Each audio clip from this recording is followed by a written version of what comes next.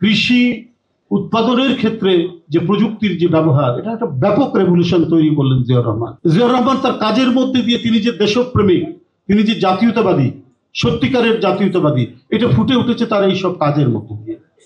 যে আপনারা যে প্রযুক্তির কথা বললেন, এই প্রযুক্তির যে ব্যবহার, এই প্রযুক্তির ব্যবহার তিনি কিভাবে করেছেন। দেখুন, আগে রংপুর থেকে কুড়িগ্রাম যেতে সারা রাত লাগতো। আমার দেশের বাড়ি কুড়িগ্রাম, আমার মনে আছে পাকিস্তান আমল তারা ইয়েতে ট্রেনে করে একবার আপনার খুব ধীরে ধীরে ধীরে ধীরে সেই ট্রেনটা চলতো এবং কুড়িগ্রাম গিয়ে এটা পৌঁছাতাম, এবং সারা রাত লাগতো।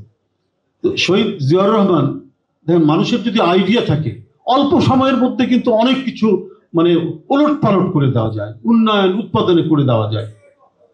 একটা রিয়েল ডেভেলপমেন্ট যে করা, সেটা সম্ভব হয়, যেটা আমরা জিয়াউর রহমানের মধ্যে থেকে দেখেছি। দেখুন, এই যে সারা রাত লাগতো একটা মানে রংপুর থেকে কুড়িগ্রাম যেতে ট্রেনে করে, সেখানে কি করলেন যে তিস্তা ব্যারেজের মধ্যে দুই দিকে কাঠ ফেলে দিলেন, রেল লাইনের দুই ধারে কাঠ, একই সাথে ট্রেনও যাবে এবং গাড়িও যাবে, বাস ট্রাক সব। সেইটা লাগতো, যখন এটা তিনি করে দিলেন তার সময়ে, তখন লাগতো মাত্র 45 মিনিট থেকে 1 ঘন্টা।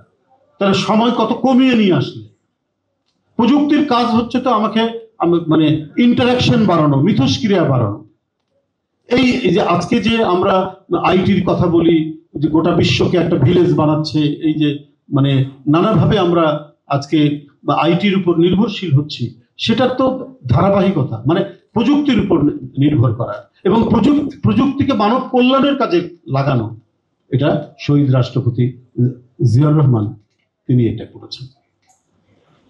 এই সমস্ত অবদানগুলি আপনি দেখুন যে বেশি দিন তো সময় লাগেনি, অল্প দিনের মধ্যে আপনার গোটা দেশের মধ্যে এক ধরনের মানে প্রবাহ তৈরি হলো, উন্নয়নের প্রবাহ তৈরি হলো। তখন কতই টাকা ছিল, আমাদের বাজেট 100 কোটি টাকার উপরে ছাড়তো কিনা, যেত কিনা সন্দেহ ছিল সেই সময়।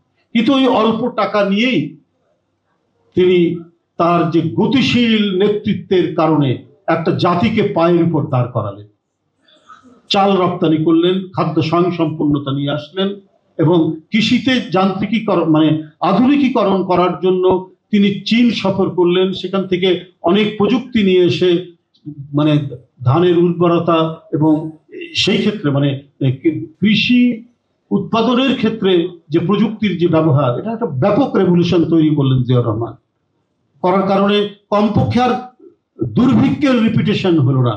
এরপরে অনেক সরকার এসছে, কেউ আর দুর্ভিক্ষের মধ্যে পড়েনি।